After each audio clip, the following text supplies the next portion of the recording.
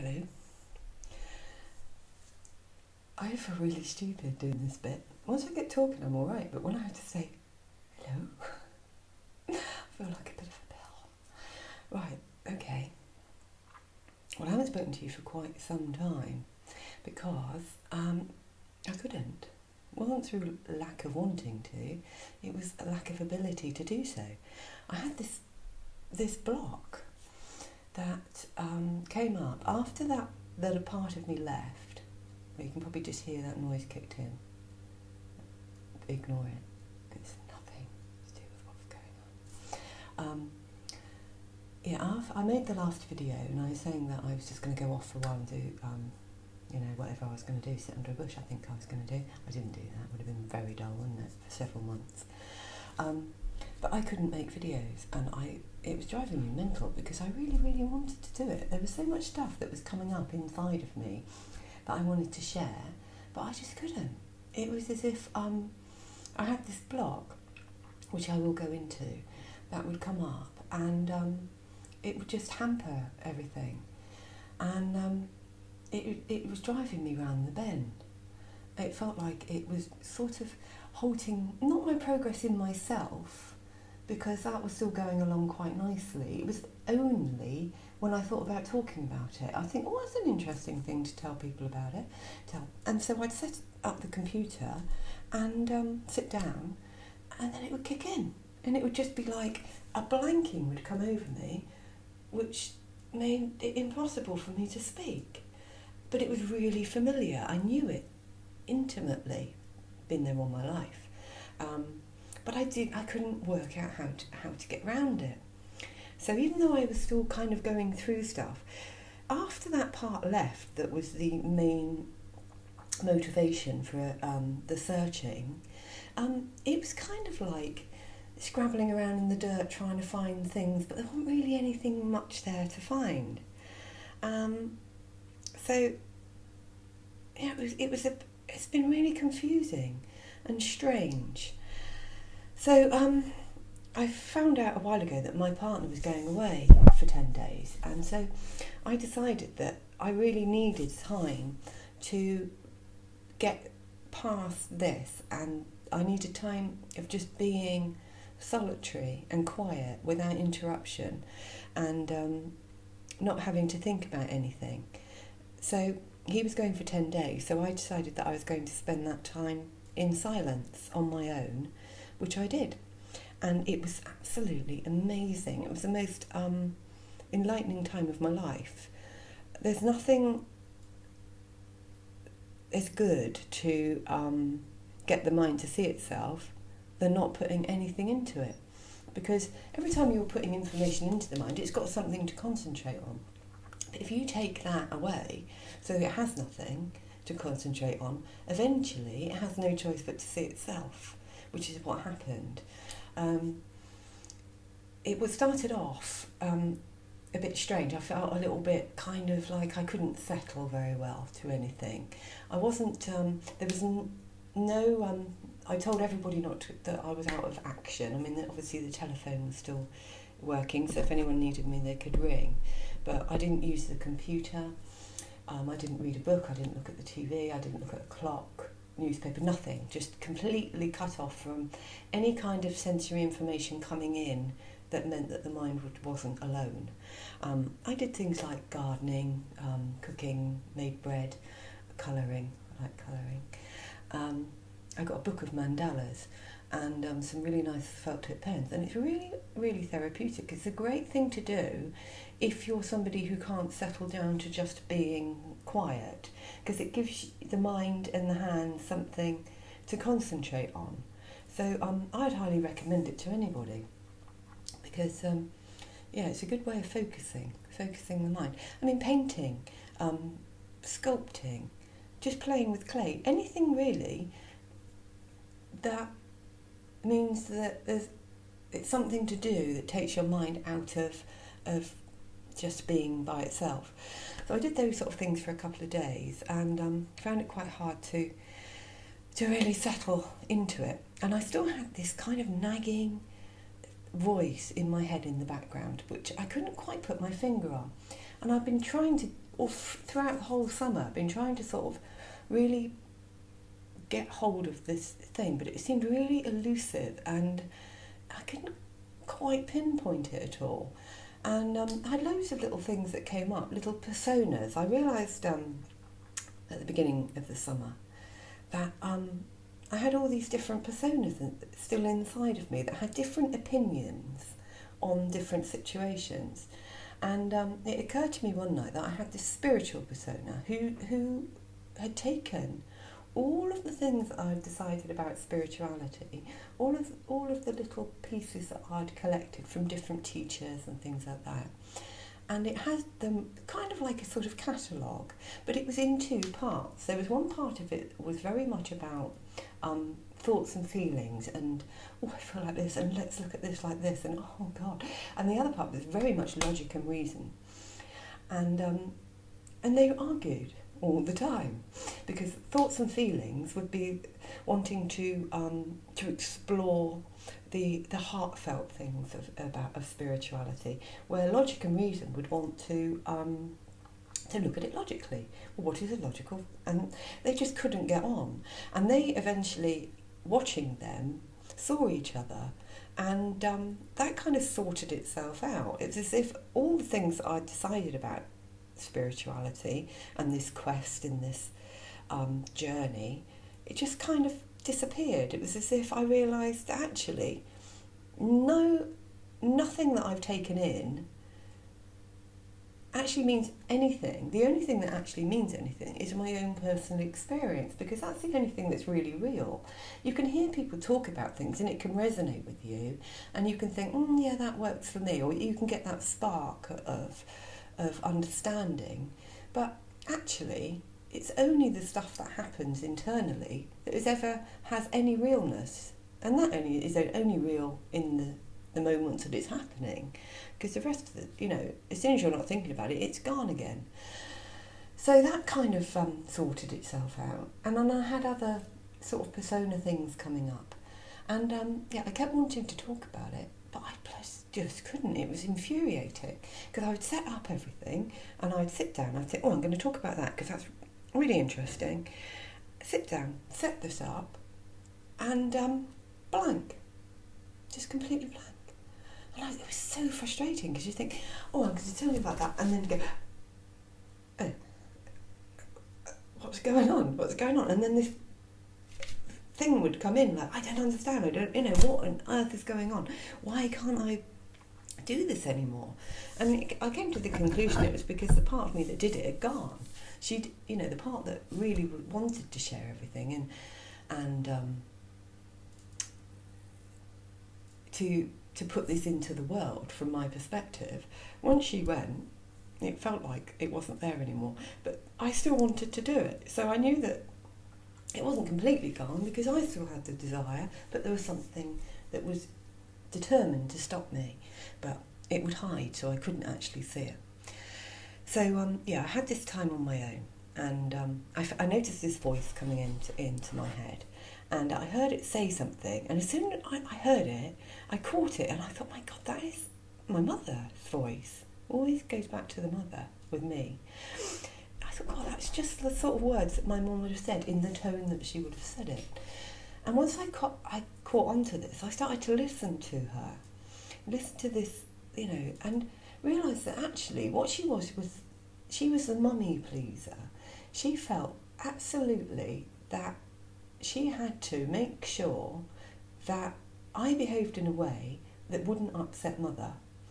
Looking at it logically, an absolutely impossible task,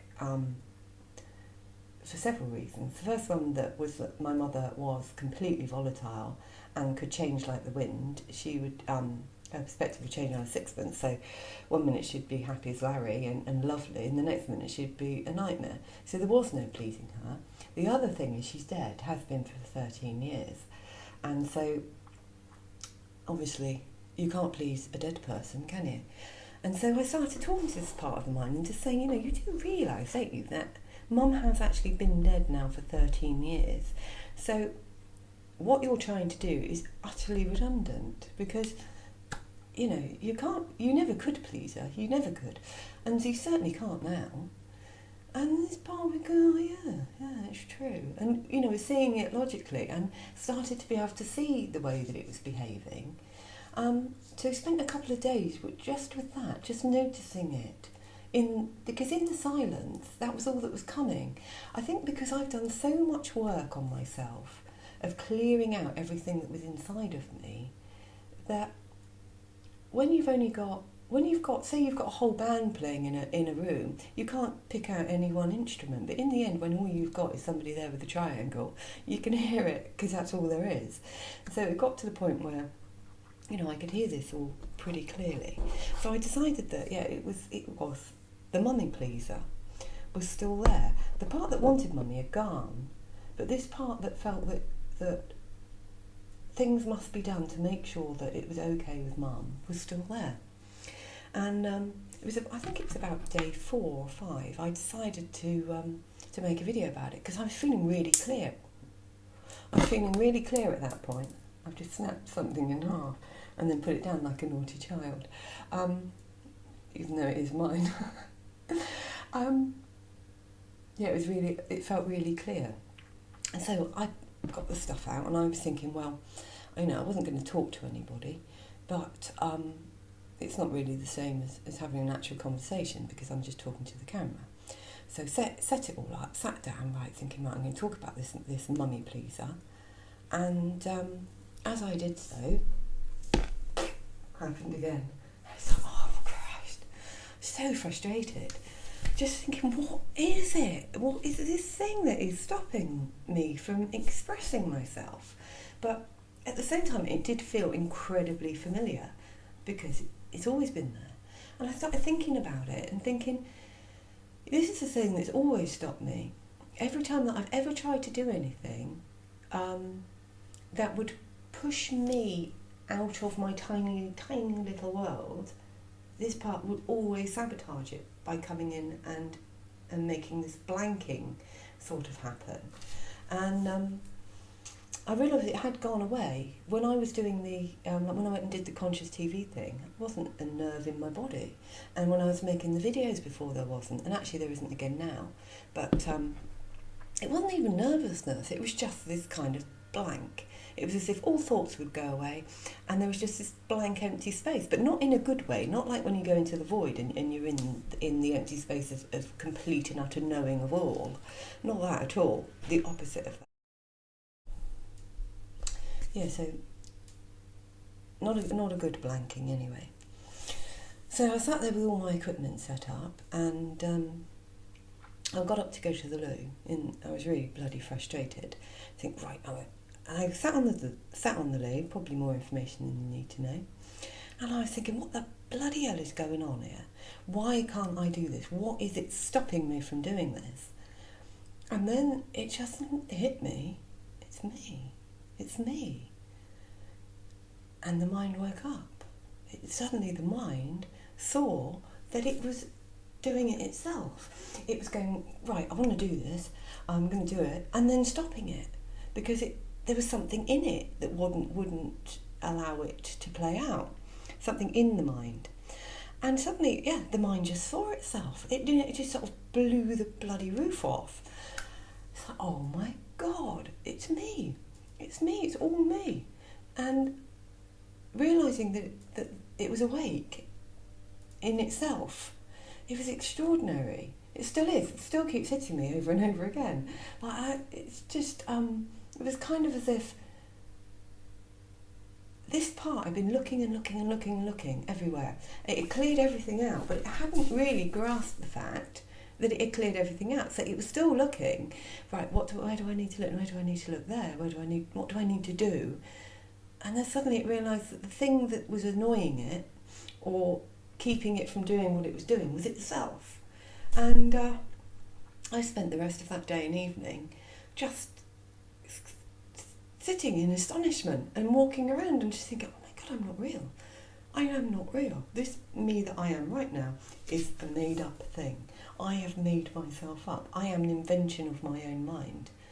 And from that perspective, it flipped on its head. Everything flipped on its head, because it felt like I'd been the part of me I associated with me, trying to find what wasn't right, and then realising it's me that's not right. And if I don't do it, if I don't make anything wrong, nothing's wrong. God, what a revelation! And you think, this has taken me about 2 years of intense searching, going through and through and through and through and through the mind, until in the end, the only part of the mind that's left saw itself. And, well, amazing feeling. And just kind of, so I'm not real, over and over again, just thinking, God, I'm not real. And realising what I've been doing, there was a lot of sitting there and going, at myself, just thinking, oh my God, and all this time that I've been searching for things, where I'm searching for me. It's kind of like I suddenly realised that I'm the dream, not the dreamer. I thought I was the dreamer, but I'm the dream. And from this perspective, it was like I could suddenly see the part who I really am, who just gets on and does everything without any problem whatsoever. It just functions completely perfectly without the mind, me, interrupting. And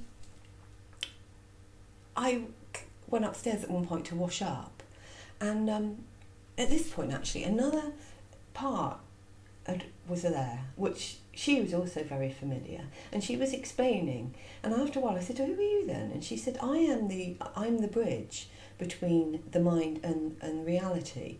And so it's kind of as if she was the part that could bring the bits together once I realised what was going on. And so she was saying to me, watch what she's doing. And I was washing up and watching me wash up, but as if I was separate, which was quite amazing. And just seeing how it all just works. It all just works perfectly okay. It needed no interruption from me whatsoever. It all just flowed, and I was just watching it happen as if I was watching another person doing it. And also noticing how, from my perspective, I would interject and make things wrong. And then it's like, oh God, all this time I've been thinking that something else was making things wrong, but it's, at the bottom line of it, it's me. I've been doing it. Because the mind is the representation of all of the things that have ever happened to you. It holds it all. And it realises that without its the things it's decided to be true, none of it's really true, or certainly a huge majority of it isn't true. Also, it realised that the only thing that was real was what is happening in this moment. I mean, crikey, how many times have I heard that? I've spent many hours listening to Eckhart and, being in the now, and I hadn't actually completely got it until that moment, because you do realise, once you get it, that the only reality is what is happening in this minute. Everything else is made up by the mind. The mind is just making stuff up constantly, and we follow it. A thought comes in and we follow that pattern, and then another one comes in and we follow that. And you also see, when this happens, the sort of things that the mind comes up with, and how clever it is, and how in depth it will go with things. I mean, I've got a part in mine that really does love to tell me the worst case scenario disasters that can happen. And it's just, it's laughable when you see it from the outside looking in. You just see this part, and it's very dramatic, and it likes to make everything into a big drama. And I realised how it paralysed me so much in my life, because I couldn't see it, because I was believing it. Less and less so over the last couple of years of doing this. I've believed it less and less and less, but there was still some element of believing it, or just not seeing it, and so not actually being able to have proper control over my life, because this part was there. So I spent a couple of days just in amazement at it. At one point, went to take the dog out and thought, right, I'll take the dog out now. And then this thought, I don't want to. And you think, that was me. That is something that I would always have thought was something coming in saying it didn't want to. But then suddenly you're in the perspective, if you're the one that's saying I don't want to, then why do you not want to take the dog out? We do it all the time. It's a completely natural thing to do. But this bulked to everything. But at this point I didn't realise why. So this third party was coming in and we got with the dog. It was dark actually.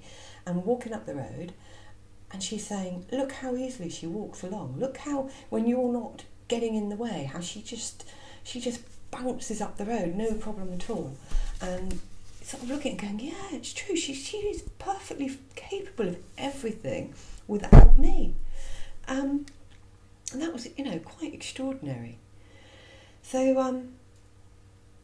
what happened now? Oh yeah, the next day, I was came into mind about family members. I just popped in to my head about my family, my parents and stuff. Now I've got to a point in my logical mind and through all of the stuff that I'd done where I didn't hold any feelings of blame or, I could just see that broken people do bad things. Completely, that none of them meant to do any of the things they did. Look, really, the only reason they did it was because they were broken. And most humans are. You realise actually when you look around, how many people do you know that aren't broken at all? I don't know any. No, I don't really. I don't know anybody who isn't a little bit broken in some way or another. But unfortunately, broken people do bad things. So I had that as a logical thing. But then I started thinking about, it popped into my head about one of my, I'm not going to go into detail about which family member because I realised that people are still alive, like my mum isn't, but other people are. And so, the chances of them watching this are quite slim. But if on the off chance they did, I don't want to hurt anybody more than, than they're already hurt. But anyway, yeah, family members, my parents basically, and stepfather. I started thinking about them, and this anger rose up in me. And it had no logic to it. It had none of the, but they couldn't help it, they were broken too attached to it. It was just pure rage at their inadequacy and their inability to keep me safe and to look after me when I was a kid, and what they didn't do for me. And this rage built up, and I was absolutely livid. But the difference was, where before I would have been looking at it from the perspective of there's something in me that's feeling that, it was from the first person. So when this perspective changed, everything became first person rather than a looking in and seeing and trying to work out who's feeling what and why. It was just, I am really, really pissed off. It was that kind of anger. And I just thought, I just let it out. So I just let it be. And I was raging about it. You're useless, and you did this, and you did that, and you didn't do this, and you didn't do that, and why weren't you here for me? And in the end, I wrote letters to them all. I sat down and I wrote them all a letter, no intention of sending them. It was for my own benefit. Wrote these letters, and then read them out over and over again, as if they were sat in front of me individually, and I gave it to them, both barrels, and it felt bloody amazing, just saying, you bunch of fuckers, basically, this is what you did, this is how I feel about it, and it wasn't all right, actually, and you fucked me up. It was, so I did that, and I was raging away, and then I thought, right, I'm going to burn them. So I thought if I burn them, it might get it out of me, perhaps that's what I need to say. Burnt them, and as I was burning them, I was shouting at them and swearing. I think my neighbours probably think I'm an absolute lunatic. But anyway, burnt them, and still felt very, very, very, very full of rage. So I was sort of pacing about up and down. I was out by the pool, and the pool's quite cold because it's even though the sun's still warm in the daytime here, the water's dropped down in temperature. But I was so absolutely full of rage that I felt, I just felt I had to get in the water. I was burning up with it. So I just took all my clothes off and I got in the pool, and I didn't care how cold it was, and I just swam and swam and swam and swam and swam. And I was swearing and swimming, and just, it was as if everything else disappeared. All there was this ragefulness that had to be burnt out of me. And I just swam and swam until, in the end, I was freezing. And so I got out and I went and had a hot shower. And as I got under the hot water, it was as if it just dissolved. And I just felt, it just felt like it dissolved. And I went downstairs and got dry and dressed. And it felt like, you know that feeling when you were a kid and you have a big tantrum, and then afterwards you'd have that feeling of just sort of quiet emptiness, but not it didn't feel bad. It felt really good that it had all come out, actually, because I didn't know it was in there.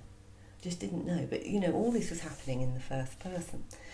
And so then, I don't know if it was the next day or later on that evening, it was night time, but started thinking about, it was something that I'd done to somebody. It was only a little thing, but I thought, God, that wasn't very nice. I'm not that nice. I've done some horrible things. I've behaved in quite unpleasant ways to people in the past, mainly with just sort of dismissiveness.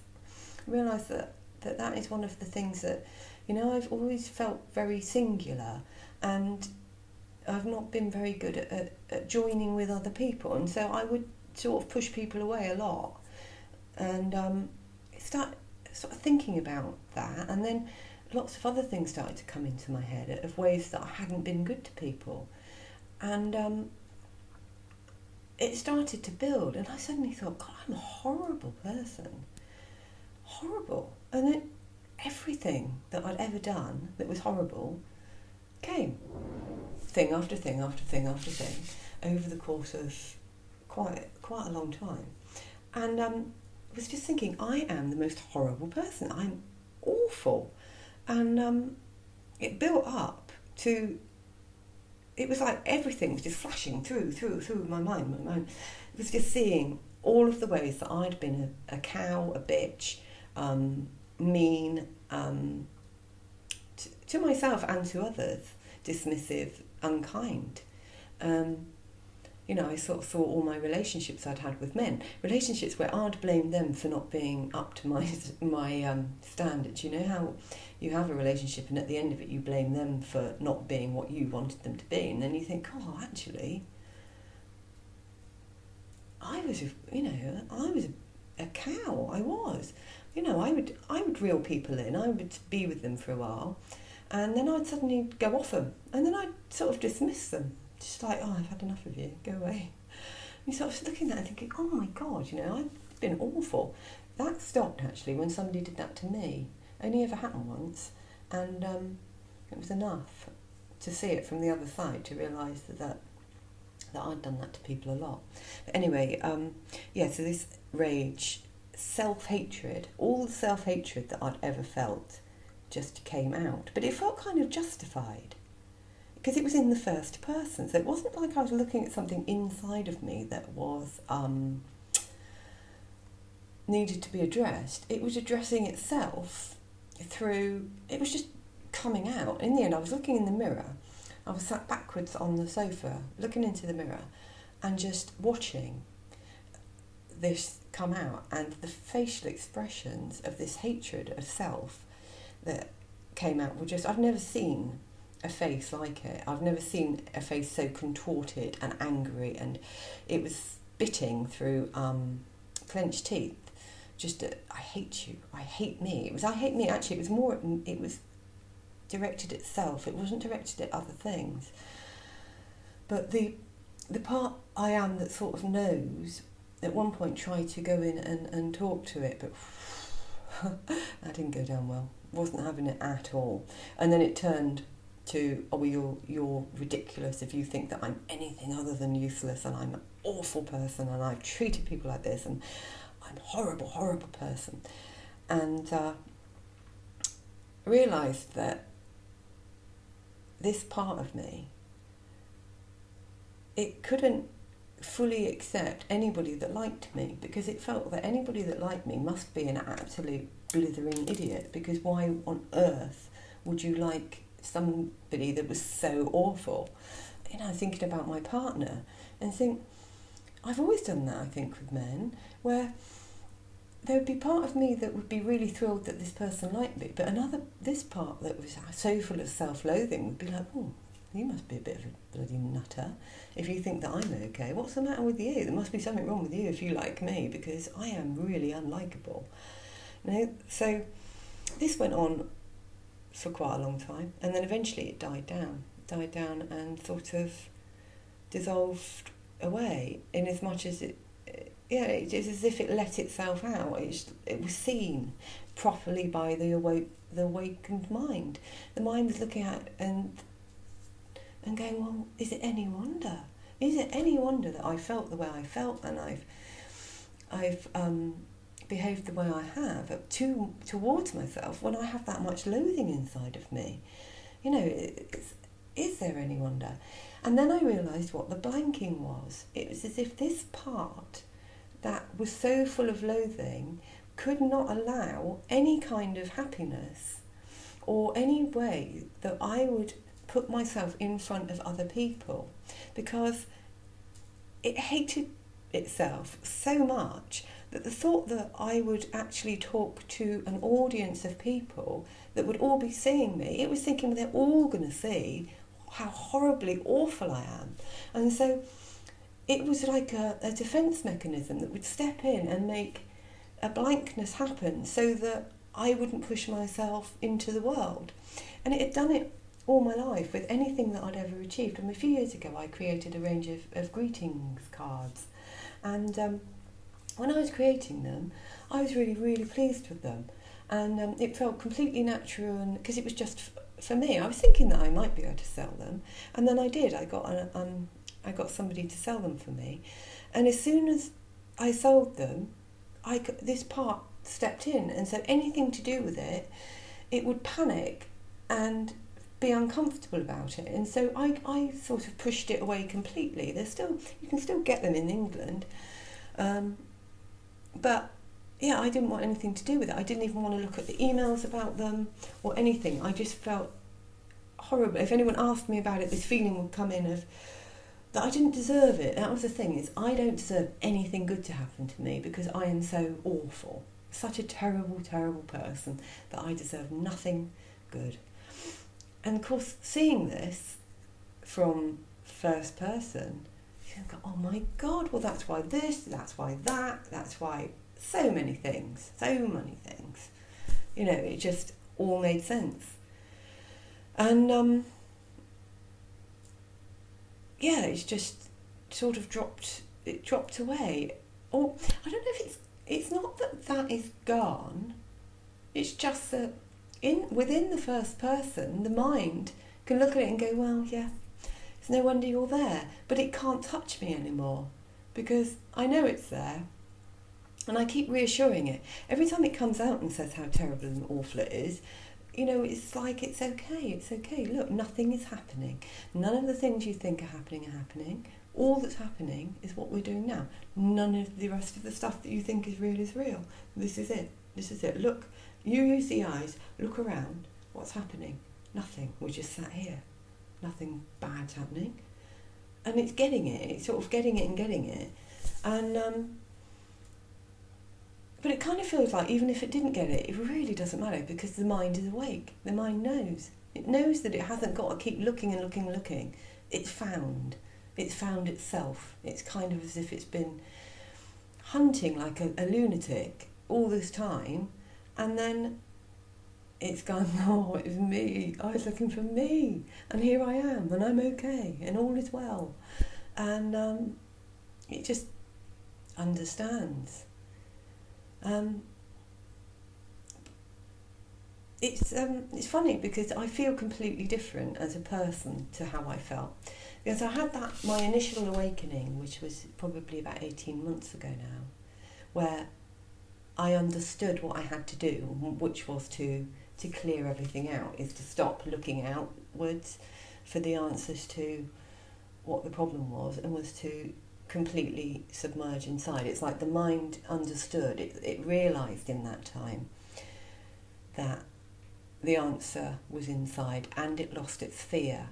That was the main crux of the initial awakening, was the mind getting to the point where it didn't care what was in there, how awful it was. It was willing to look at it anyway, and it lost its fear. And so the suffering, once I had that, where I decided, right, I'm going in there and I don't care what it is, it can be the devil itself for all I care, because I'm not backing down. That was the thing that blew the doors off, and it became the fear. It lost the fear, and with the fear went the suffering. And then everything else has worked itself out from there, all of the emotion and stuff. It's funny actually, because there's been hardly any, since then, reaction to things that have been happening on the inside coming in. I'm quite unshakable as far as outside influences go. All of the stuff that has been happening from the internal perspective, working through, and not turning away from anything, and just having the patience to just keep looking and looking and looking and looking until, you look enough, in the end there's nothing left to see except for the seer sees itself, and changes everything. So I'm sure I've probably not said loads of stuff that I could have said, but I have got I can edit now. My son showed me how to do it. I think I can. He showed me about 3 weeks ago, and I haven't got a very good memory, so if I think of anything else, I'll add it in a minute. And if not, then nice speaking to you, and hopefully it's been useful, and I'll speak to you again soon.